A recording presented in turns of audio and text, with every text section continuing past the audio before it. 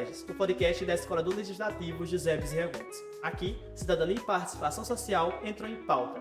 Nessa segunda temporada do nosso podcast, a gente está abordando justamente a relação entre território, literatura e política, a forma com que as vozes de Currais Novos escrevem sobre sua própria terra.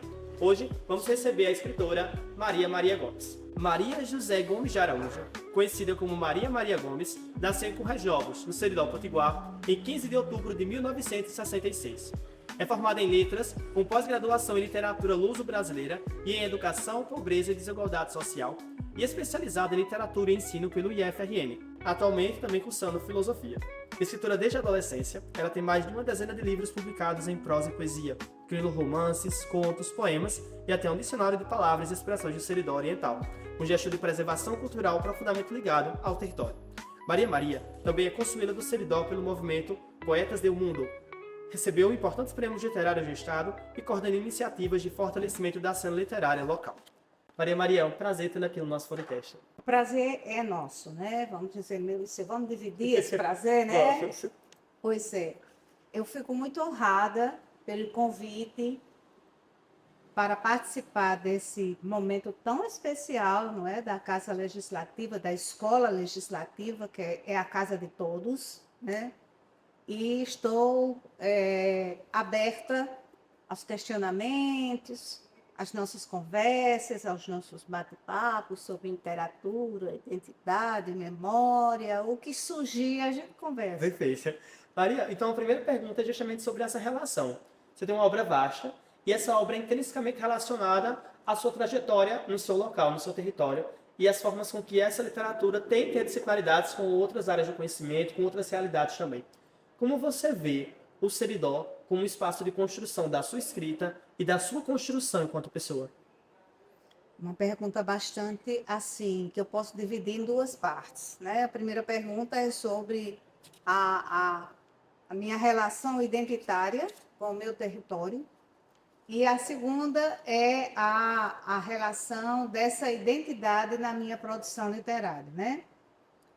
Bem, eu sou seridoense desde sempre, né? Nasci em Currais Novos, no dia 15 de outubro, dia da emancipação política da nossa cidade, de Currais Novos, e também já morei fora uns 5 anos.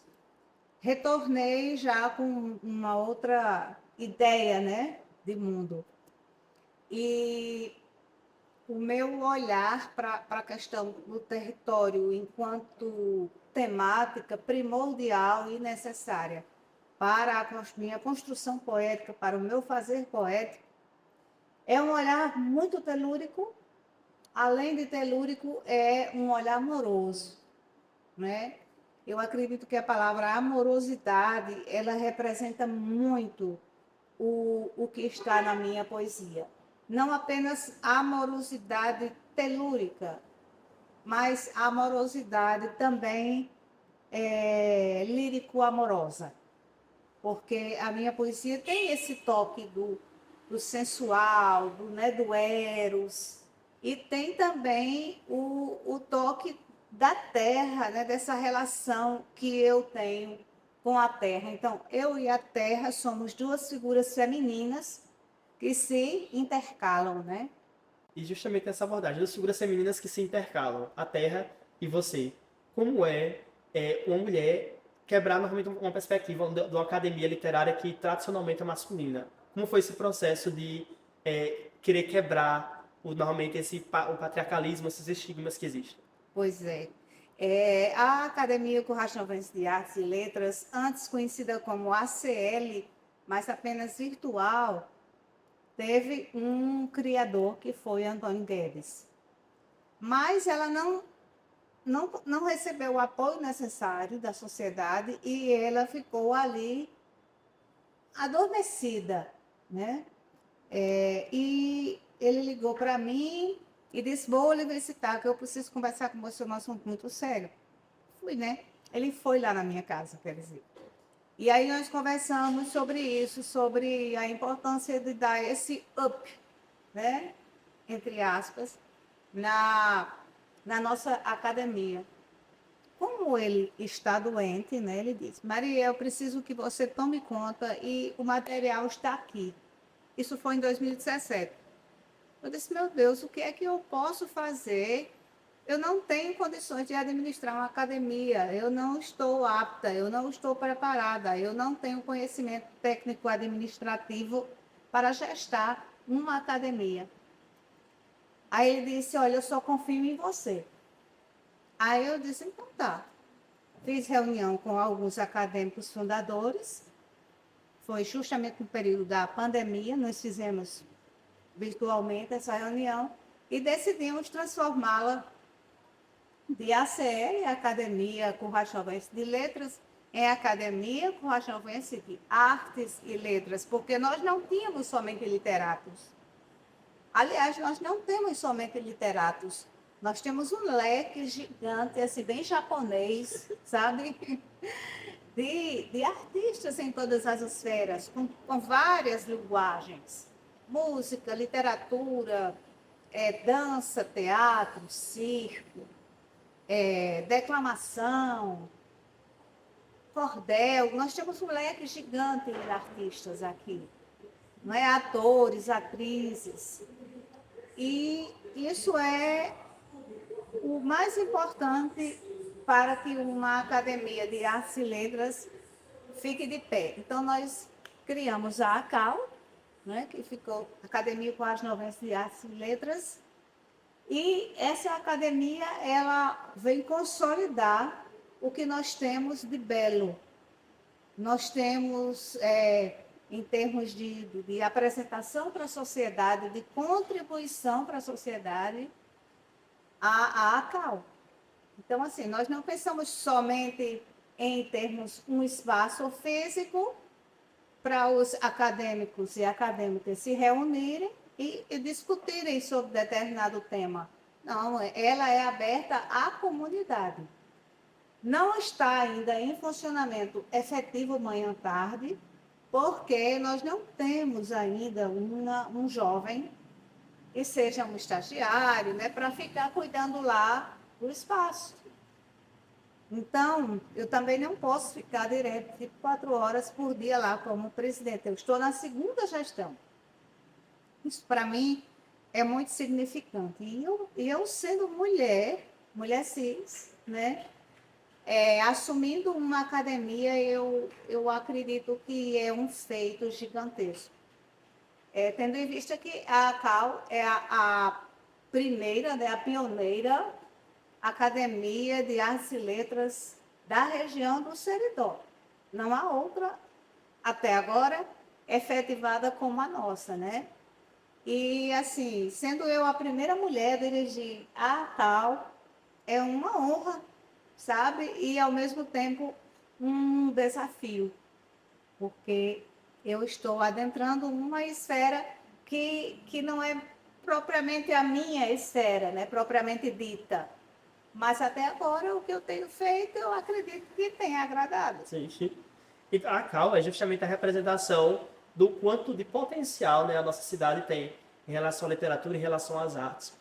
E, ao mesmo tempo disso, ela evidencia um contraste histórico da relação que o nosso povo, que o Brasil tem com sua literatura. Em que sentido? No sentido de que, normalmente, a grande parte dos clássicos são hipervalorizados, o que vem de fora é muito valorizado, só que, normalmente, o que vem dentro, socialmente, é negligenciado. A CAL busca justamente reverter isso. Como você observa essa relação, dessa diferença entre as obras consolidadas, as obras que vêm do externo e são, vamos dizer assim, mais valorizadas do que as obras que são produzidas aqui sobre nós, sobre o nosso território, e que muitas vezes não tem o devido valor em sentido de produção literária, de impacto social, mas não são devidamente valorizadas. Sim. Eu vejo o seguinte, nós, brasileiros, temos um sistema de literatura voltado muito para a literatura clássica, para os chamados cânones literários, né? Então, a gente, na universidade principalmente, quem faz letras, lê Tolstói, né? Lê os contos dos irmãos Grimm, lê os contos de Andersen, ler Jane Austen, Romeu e Julieta, Shakespeare, né? Dentre outros autores que fazem parte desse cânone. É como se nós fôssemos dependentes desse cânone. O poeta T.S. Eliot dizia assim: leiam os mortos. Então, ele reforça essa ideia de que a gente tem que ler o clássico, tem que ler o cânone oficial, né? Para depois adentrar no universo mais localista. Essa literatura universal, essa leitura, por exemplo, da Metamorfose de Kafka e de outros autores, faz com que a nossa literatura produzida no Rio Grande do Norte, eu vou falar aqui do meu lugar, né? Meu lugar de fala, a literatura fique um pouco tímida em relação a esse cânone. Mas, se alguém me perguntar, você acha, Maria, importante a leitura dos cânones? Sim, eu acho fundamental. Mas isso não quer dizer que você precise necessariamente obedecer aos parâmetros daquele cânone, até porque Dona Militana, que foi uma romancista, romanceira, não tinha tanta leitura. Patativa do Assaré era analfabeto, nunca leu os cânones e era um grande artista. Então, um grande escritor, um grande pensador, eu vou dizer assim, porque a poesia dele era uma poesia crítica social, era uma poesia que falava sobre os direitos humanos, era uma poesia que fazia comparações com a realidade e com o utópico.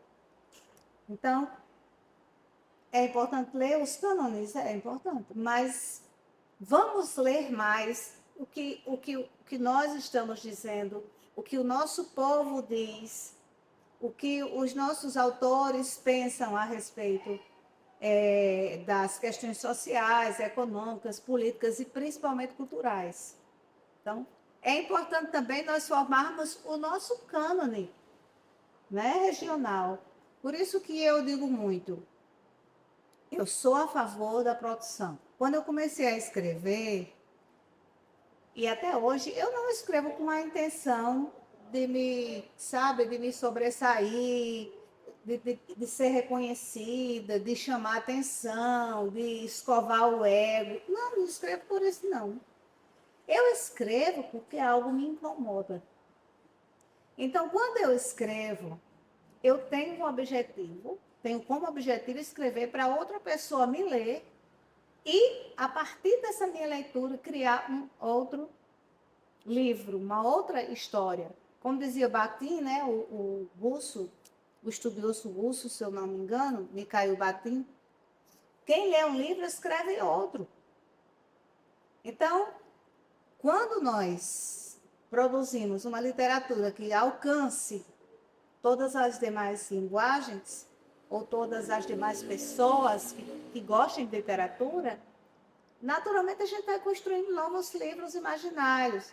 E essa imaginação nos leva a sair do subjetivo, né, do imaterial para o material. Eu tenho vários exemplos de pessoas que não me autorizaram a citar, mas que disseram assim: Maria, eu comecei a escrever porque a vi na TV falando sobre os seus livros, e todas as vezes que eu assisto uma entrevista sua, me dá logo vontade de escrever.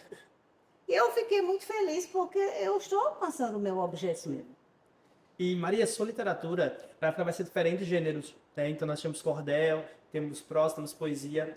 Como é caminhar todos esses gêneros? O que eles têm de diferente para expressar o que você, para expressar a sua voz e o que eles têm de semelhante?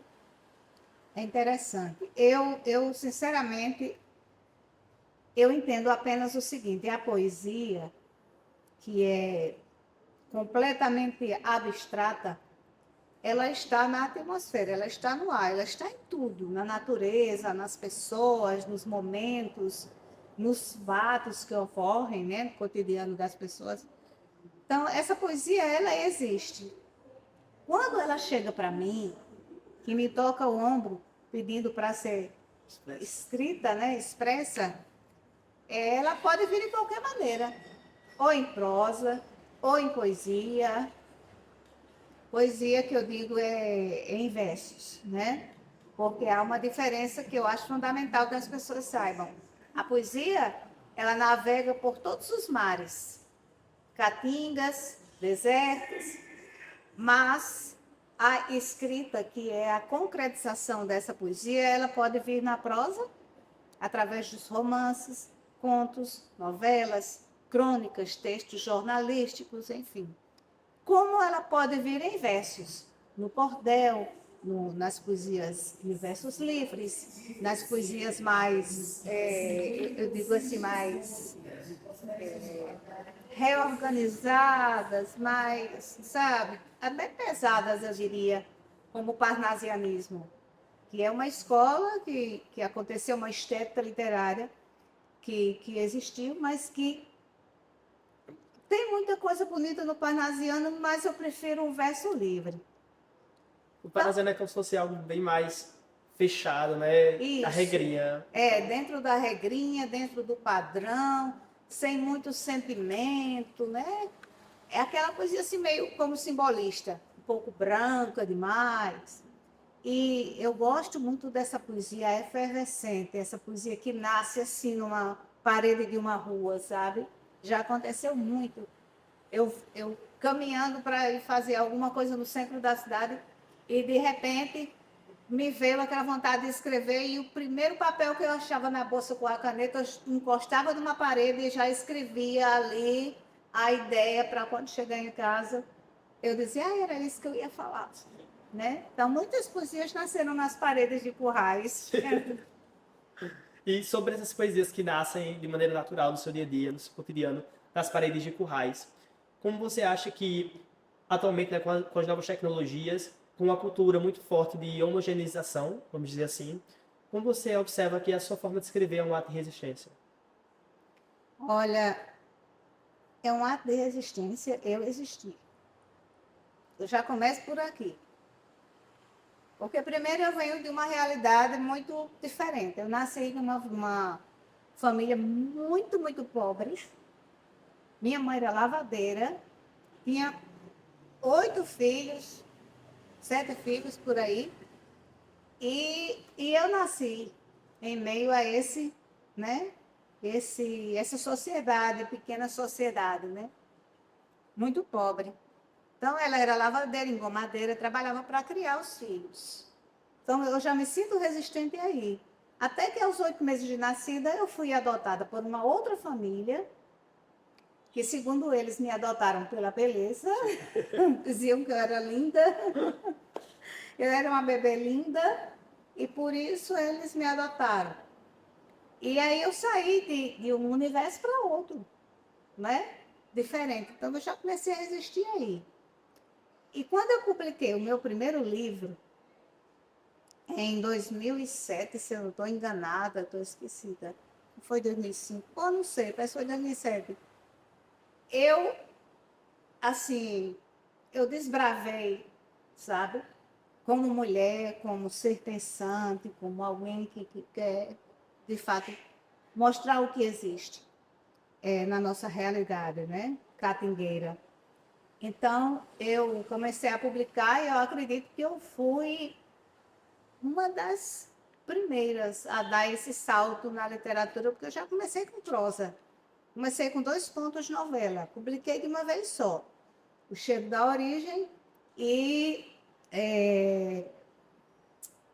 O Despertar da Crisálida. São contos de novela. Comecei com esses 2 e eu acredito que daí para frente eu ia vendendo os livros, juntando o dinheiro para fazer os próximos livros. Então, eu, professora,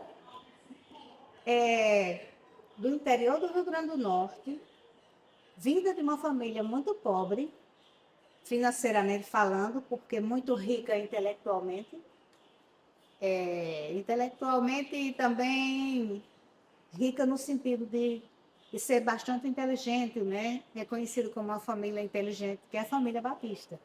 Todo mundo diz, onde tem um Batista, tem um artista. E é verdade, né? Então, eu já comecei a desbravar aí.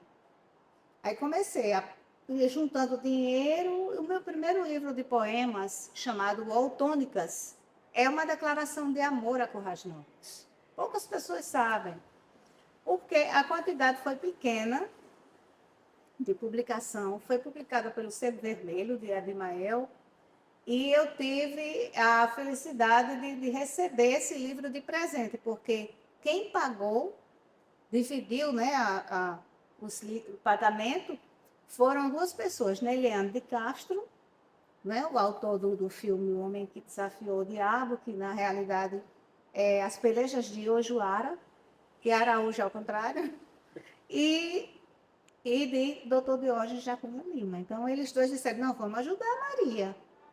Eu já tinha sido menção honrosa, eles tinham conhecimento da minha poesia e gostavam, disseram, vamos ajudar, vamos publicar o primeiro livro dela. Então, a gente publicou Autônicas, que foi um livro que recebeu menção honrosa na Fundação Capitania das Artes, em Natal. Nessa época estávamos mesmo na fase dos blogs, né? Tinha eu, Iara, Jeane Araújo, mulheres aqui seridoenses atuando, né? Tem muitas outras, porque eu não posso citar todas, senão o tempo também é pouco.